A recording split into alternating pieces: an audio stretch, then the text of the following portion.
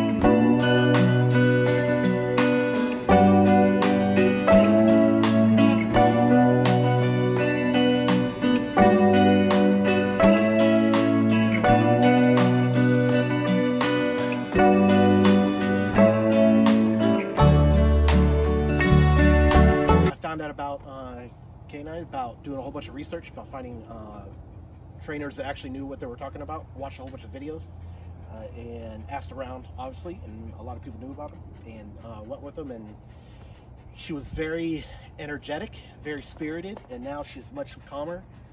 I understand a little bit more of what commands that I can use around, and she's off leash, which has never happened before. She would be really aggressive towards other dogs and people, and now she's just super calm. So thank you very much for everything that y'all have done.